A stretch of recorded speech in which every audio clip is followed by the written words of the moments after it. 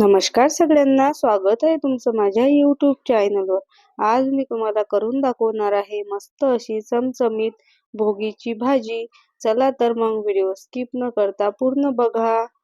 इथे मी सर्वात आधी भाज्या घेतलेल्या आहे, बघू शकता तुम्ही. इथे मी सर्वात आधी 3 वांगे अशा प्रकारे कट करून घेतलेले आहे लांब लांब आकारात.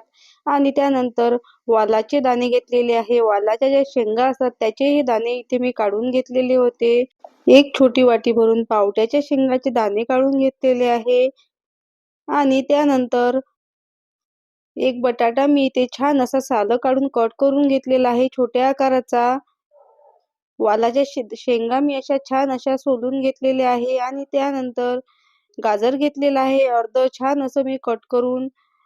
आणि थोडेसे शेंगदाणे चमचा 2 चमचे भिजवून घेतलेले आहे. आणि ओले हरभरे असतात ते छान असे मी सोलून घेतलेले आहे. आणि त्यानंतर अर्धी वाटी हिरवे वाटाणे घेतलेले आहे, बघू शकता तुम्ही.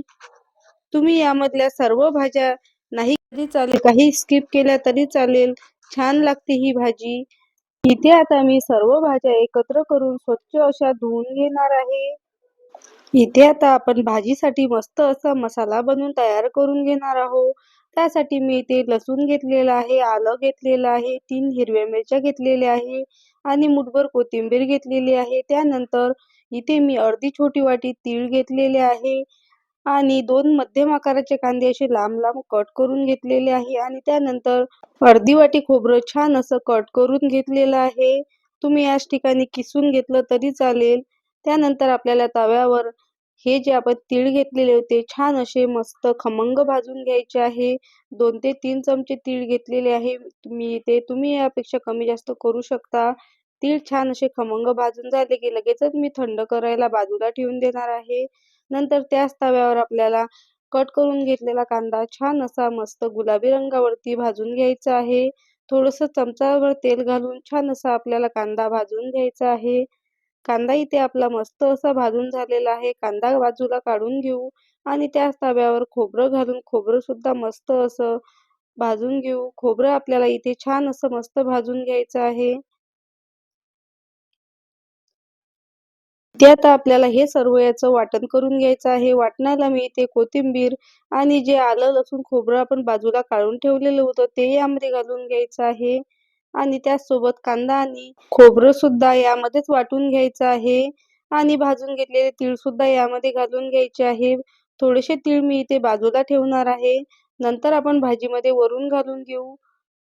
थोडंसं पाणी घालून इथे मी छान असं वाटण करून घेतलेलं आहे, बघू शकता तुम्ही.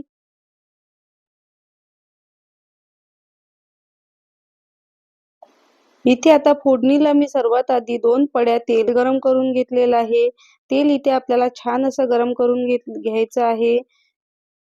त्यानंतर यामध्ये मी आता पाव चमचा मोहरी घालून घेणार आहे. अर्धा चमचा जिरे घालून घेणार आहे. मोहरी आपली छान अशी फुलली की मगच जिरे घालून घ्यायचे आहे आपल्याला यामध्ये. जिरे घालून झाले की लगेचच यामध्ये आपल्याला तयार करून घेतलेलं वाटण घालून घ्यायचं आहे. वाटण इथे आता आपल्याला मस्त असं तेल सुटेपर्यंत परतवून घ्यायचं आहे. छान असा रंग बदलेपर्यंत वाटणाचा. मीडियम गॅसवर आपल्याला इथे वाटण मस्त असं परतवून घ्यायचं आहे. बघू शकता तुम्ही. यामधला थोडासा आपला पाण्याचा अंश कमी झाला वाटणाचा की लगेचच वाटणाला तेल सुटायला लागते.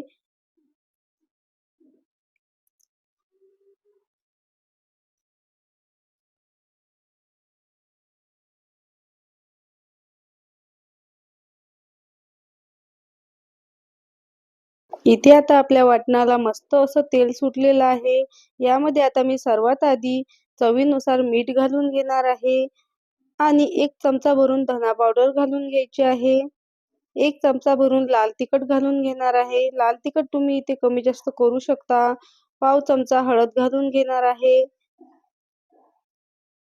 1 चमचा भरून कांदा लसूण मसाला घालून घेणार आहे आणि 1 चमचा भरून किचन किंग मसाला घालून घेणार आहे. तुम्ही याच ठिकाणी गरम मसाला सुद्धा घालू शकता. हे सर्व मसाले आपल्याला मस्त असे मिक्स करून घ्यायचे आहे मिनिटभर. इथे आपल्याला गॅस मिडियमच ठेवायचा आहे. आणि त्यानंतर यामध्ये मिक्सरच्या भांड्यामध्ये पाणी घालून ते पाणी यामध्ये घालून घ्यायचं आहे आणि सर्व मस्त असं मिक्स करून घ्यायचं आहे. यामुळे आपले मसाले अजिबात जळणार नाही. आता आपल्याला यावर झाकण ठेवून फक्त 2 मिनिटं मीडियम गॅसवर असंच ठेवायचं आहे. बघू शकता तुम्ही 2 मिनिटांनंतर आपल्या मसाल्याला मस्त असं तेल सुटलेलं आहे. लगेचच यामध्ये कट करून घेतलेल्या सर्व भाज्या घालून घ्यायच्या आहे. ह्या भाज्या आपल्याला मसाल्यामध्ये मस्त अशा मिक्स करून घ्यायच्या आहे.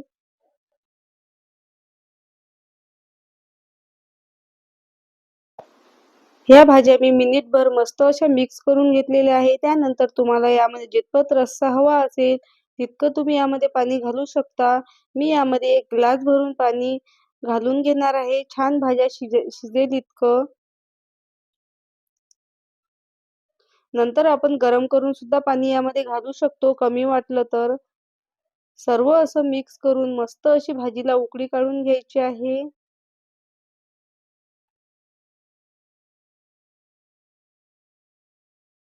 आता मी यावर झाकण ठेवून मस्त अशी भाजी 4 ते 5 मिनिटं शिजवून घेणार आहे. बघू शकता तुम्ही 4 ते 5 मिनिटानंतर मस्त अशी आपली चमचमीत भाजी बनवून तयार झालेली आहे. कोथिंबीर घालून घेऊ. रंग सुद्धा छान आलेला आहे.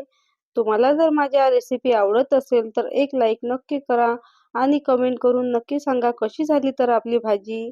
आणि चॅनलवर नवीन असाल तर सबस्क्राईब करायला विसरू नका.